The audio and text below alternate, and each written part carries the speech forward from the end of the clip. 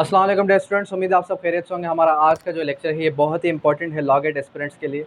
Previously हमने जो है कानून शहादत ऑर्डर और सीपीसी कवर किया जिसके 40 मार्क्स थे। आज हम कवर करने जा रहे हैं आपका लीगल एथिक्स। अब जो हमारे पास लीगल एथिक्स है इसके मार्क्स की वेटेज है 10 और इसके अंदर जो रूल्स हैं 134 से लेके 175 तक। ये रूल्स अगर आप 1 से 2 बार पढ़ लें, जो कि नियर अबाउट 2 से 3 पेजेस बनते हैं, अगर ये 2 से 3 पेजेस आप 2 से 3 बार भी पढ़ लें तो 10 में से 8 नंबर आपके एनी हाउ कन्फर्म में आ सकते हैं। ठीक है, तो आज हमने स्टार्ट करना है। जो हमारा फर्स्ट चैप्टर है, conduct of advocate with regard to other advocates. With regard to advocates to another advocates. इसके अंदर 4 चैप्टर्स हैं। 4 चैप्टर्स के अंदर कौन कौन से चैप्टर्स हैं? एक है duties of advocate towards advocate, फिर आ जाता है duties of advocate regards the clients, कि क्लाइंट्स के साथ एडवोकेट की मीटिंग किस तरीके से होगी, उसका रवैया किस तरीके से होगा, ये सेकंड चैप्टर है। फिर उसके बाद थर्ड जो है हमारे पास duties of advocate towards the court, कि कोर्ट के साथ वो कौन सी लीगल एथिक्स अपनाएगा, ये थर्ड चैप्टर है। फिर उसके बाद फोर्थ चैप्टर कौन सा आ जाता है? फोर्थ चैप्टर आपका आ जाता है duties of advocate towards public general, कि जर्नल पब्लिक के साथ उसका बिहेवियर, उसका रवैया, उसकी लीगल एथिक्स क्या कहती है, किस हिसाब से वो पब्लिक को लेके चलेगा। क्या वो जो है जर्नली पब्लिक के अंदर जाकर जिधर किधर बैठकर ये बात कह सकता है कि मैं एक एडवोकेट हूँ, ठीक है, जिस तरीके से आजकल हमारे पास हो रहा है।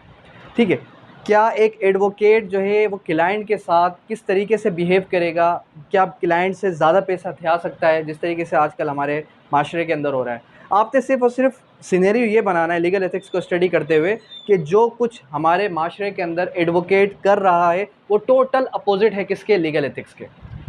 फॉर सपोज कि अगर मैं कहूँ कि एक एडवोकेट के बोर्ड का साइज़ कितना होना चाहिए, तो आपके जहन में फ़ौरन सा आएगा बहुत बड़ा एडवोकेट, बहुत बड़ा जो है बोर्ड का साइज़। लेकिन एक्चुअल में जो बोर्ड का साइज़ है वो 2x2 का कुछ साइज़ बनता है, जो कि इस बोर्ड से भी छोटा होगा। ठीक है, जो कि आपको पूरे पाकिस्तान में कहीं भी देखने को नहीं मिलेगा। कोई भी ऐसा एडवोकेट आपको देखने को नहीं मिलेगा जो कि प्रॉपरली लीगल एथिक्स को फॉलो करता हो। खैर, हमारा जो आज का चैप्टर है वो रूल 134 से ऑनवर्ड आज हम डिस्कस करेंगे, एडवोकेट्स टू अनदर एडवोकेट। सबसे पहले 134 क्या कहता है? सबसे पहला जो हमारे पास रूल है वो है 134, जो हमें क्या बात सिखाता है? वो हमें सिंपली ये बात सिखाता है, it is duty of every advocate to uphold all times dignity and high standing of his profession. तो फर्स्ट ऑफ ऑल क्या है 134 के मेंटेन द डिग्निटी, कि एडवोकेट क्या करेगा? एडवोकेट अपनी डिग्निटी को मेंटेन करेगा। अब अक्सर इसमें से ये हो सकता है कि मेंटेन का वर्ड हटा दे, ये हो सकता है कि डिग्निटी का वर्ड हटा दे। तो ये जो कुछ वर्ड्स हैं वो वर्ड्स ही आपको याद रखने हैं जो कि बेसिकली इस जो है बेरेट में से ही आएंगे। अदरवाइज़ कोई भी ऐसी चीज़ नहीं है जो आप कह सकें कि ये चीज़ हमें पढ़ाई नहीं गई, ये चीज़ कहाँ से आई है। लीगल एथिक्स के अंदर जो चीज़ आप पढ़ रहे हैं रूल 134 से लेके 175 तक, ये सारे के सारे जितने भी रूल्स हैं बहुत ही कम रूल्स हैं। अगर ये रूल्स आप अच्छे तरीके से समझ लें 2 से 3 बार, तो मैं नहीं समझता कि इसमें से आप जो है कम से कम भी 8 से कम नंबर उठाएंगे। ठीक है, उसके बाद 135 के कहते हैं, N advocate shall not solicit professional employment bye advertisement. Shall not solicit advertisement. अब यहाँ पर क्या वर्ड आ गया? शल नॉट का वर्ड आ गया 135 के अंदर। और इसका मतलब क्या है? इसका मतलब ये कि एक एडवोकेट कुछ जो है ये हरगिज़ नहीं कर सकता एडवोकेट कि वो क्या करे, वो एडवोकेट जो है सोशल मीडिया के अंदर एडवर्टाइजमेंट करेंगे, न्यूज़पेपर के अंदर एडवर्टाइजमेंट करेंगे, उसने फलां केस जीत लिया, या फिर वो एक एडवोकेट है और वो लोगों को मसले बता रहा है, सारी चीज़ें, सारे काम कर रहा है। लेकिन हमारे माशरे के अंदर फेसबुक के अंदर हो ही क्या रहा है आप बेहतर जानते हैं। खैर, उसके बाद फिर नेक्स्ट आ जाता है कि an advocate shall not employ any other person to solicit और ऑब्टेन प्रोफेशनल एम्प्लॉयमेंट, कि वो किसी और को प्रोफेशनल एम्प्लॉयमेंट पर भी नहीं रख सकता।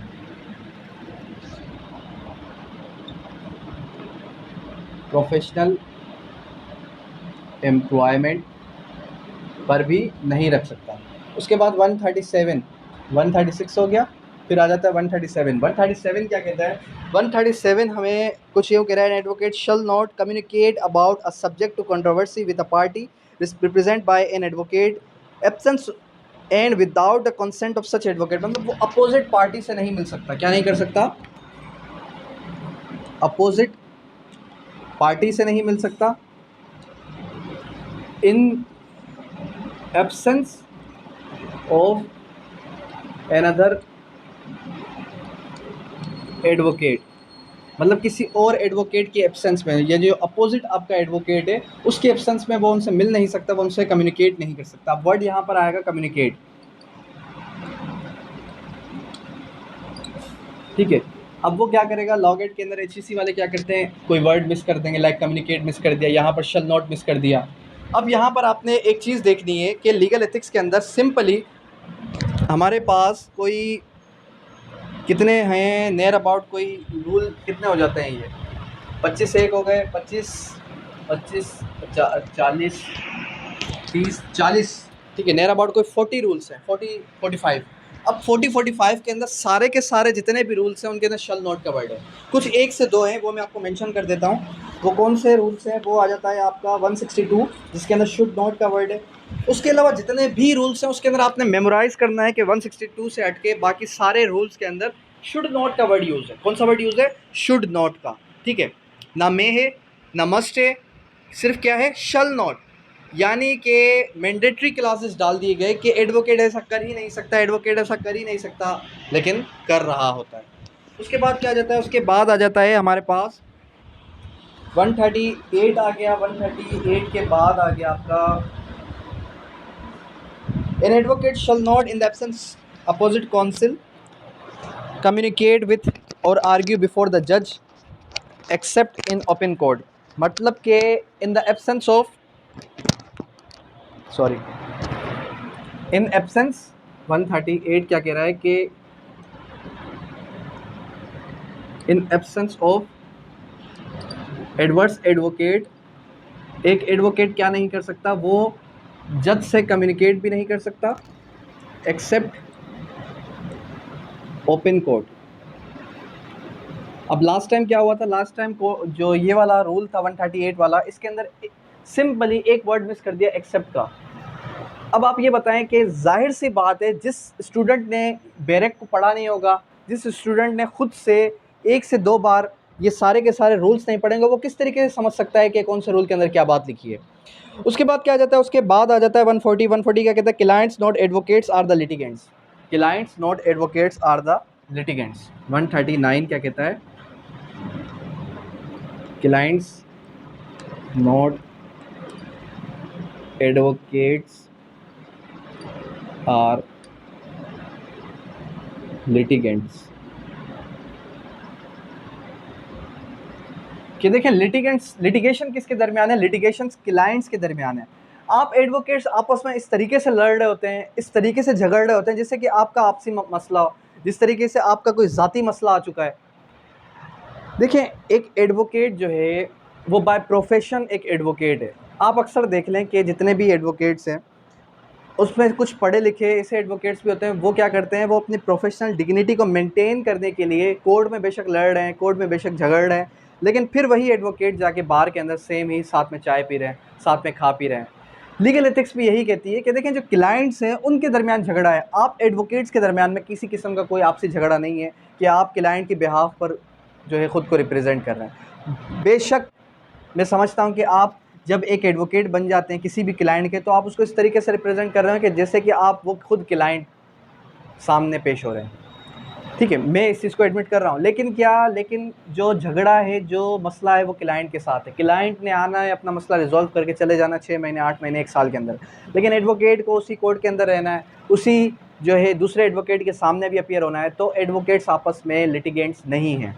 उसके बाद 140 क्या कहता है? 140 आ जाता है, clients not advocates are the litigant. ये 141 क्या कहता है? 141 जब हम डिस्कस करेंगे तो no division of fees with the person of legal service in proper. No division of fees किसी किस्म के डिवीजन ऑफ फीस नहीं होगी, जिस तरीके से अक्सर आजकल हो रहा होता है कि जो टाउट्स हैं वो क्या करते हैं कि एडवोकेट को कोई केस पकड़ के दिया और उसको कहा भाई 30% मेरा है, 70% आपका है, 50% मेरा है, 50% आपका है। ये सारा कुछ अगेंस्ट द लीगल एथिक्स है। उसके बाद 142 क्या कहता है? रूल 142 सिंपली हमें ये बताता है कि uphold the order of procedure in accordance with the roll advocate maintained by the bar council, कि वो क्या करेगा, जो प्रेजेंस प्रेसिडेंट है उसको अपहोल्ड करेगा,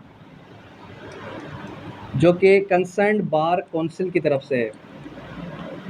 ठीक है, कंसर्न बार काउंसिल जाहिर सी बात है आपको एक पूरा प्रोसीजर बताती है, आपको जाहिर सी बात है एक पूरा एक प्रॉपर तरीक़ेकार बताती है कि आप एक एडवोकेट बन गए तो आपने किस तरीके से ख़ुद को रिप्रेजेंट करना है। उसके बाद आ जाता है क्या 143 junior the young member should always be respectful to senior and elder brother. जो आपके जूनियर्स हैं always be respectful to seniors. जितने भी आपके जूनियर्स हैं उनको रिस्पेक्टफुल होना चाहिए। जब आप कोर्ट प्रोसीजर के अंदर आ रहे हैं, आप देख रहे हैं कि आपका सीनियर अपोजिट काउंसिल आपका सीनियर है, तो पहले आप उसको मौका दें कि वो आर्ग्यू करे, उसके बाद आप आर्ग्यू करें। बेशक वो डिफेंडेंट साइड पे खड़ा है, बेशक वो अपोजिट काउंसिल किसी भी साइड पे खड़ा है। उसके बाद फिर क्या आ जाता है कि 144 where more than one advocate are engaged in any side the right of senior member. फिर वही बात आ गई कि 144 इसी को आगे लेके चल रहा है कि जब मोर देन वन एडवोकेट्स आ गए, मोर देन वन एडवोकेट्स आ गए, तो फिर उसमें क्या होगा, उसमें किसका राइट पहले आएगा? उसमें सबसे पहले जो राइट आएगा वो आएगा आपके सीनियर का, कि पहले सीनियर बोलेगा उसके बाद जूनियर बोलेगा। ऐसा हरगिज़ नहीं होगा कि पहले जूनियर बोल रहा है, वो कह रहा है कि हाँ भाई मैं ऐसा ये हुआ, होता है अक्सर होता है कोर्ट के अंदर। लेकिन लीगल एथिक्स को मेंटेन करने के लिए आपने क्या करना है, पहले उसको मौका देना है कि आप सीनियर सर पहले आप बोल लें। उसके जहन में भी आपका ये सिनेरियो बनेगा कि भाई ये एक जो हमारे पास यूथ एडवोकेट्स आ रहे हैं वो सारे के सारे क्या कर रहे हैं, वो सारे के सारे पढ़े लिखे एडवोकेट हैं और वो लीगल एथिक्स को मेंटेन करते हुए आ रहे हैं। अंडरस्टैंड? तो आज हमने 134 से लेके 144 सिर्फ और सिर्फ 10 रूल्स पढ़े हैं, जिस रूल्स के अंदर ये पूरा का पूरा आपका एक चैप्टर कवर हो गया। इस चैप्टर के अंदर मैं नहीं समझता कि ऐसी कोई भी चीज़ है जो आपको मुश्किल लगे, ऐसा कोई भी रूल है जो आप ये कहें कि बहुत ही मुश्किल था। सारे के सारे रूल्स बड़े ही ईजी हैं, और अगर ये आप 10 रूल खुद से पढ़ लें, इससे हट के बाकी रूल्स भी खुद से पढ़ लें, 10 में से 8 नंबर्स आपके आ जाएंगे। देखें, पहले ऐसा होता था कि लॉ गेट के अंदर कॉन्सेप्चुअल क्वेश्चंस आते थे, लेकिन अब पूरा का पूरा लॉ गेट किस पर बेस कर रहा है आपके, पूरा का पूरा लॉ गेट बेस कर रहा है आपके किस पे, कि आप डायरेक्ट स्मार्ट स्टडी करें। जब तक आप डायरेक्ट की स्मार्ट स्टडी नहीं करेंगे तब तक आप अपने जहनों से ये बात निकाल लें कि लॉ गेट आपका क्लियर होगा। लॉ गेट क्लियर होगा तब होगा जब आप खुद से 4 से 5 बार बैरेक्स को पढ़ लेंगे, और इसका कोई भी शॉर्टकट नहीं है। ये भी मैं बता चुका हूँ स्टूडेंट्स को, जितने भी पब्लिक वीडियोस हैं यूट्यूब पे उनमें भी मैं बता चुका हूँ कि इसका कोई भी शॉर्टकट हरगिज़ नहीं है। अंडरस्टैंड? अब यहाँ तक कोई क्यूरी, कोई भी क्वेश्चन है किसी भी किस्म का किसी स्टूडेंट को, तो वो कर सकता है। Thank you, that's all.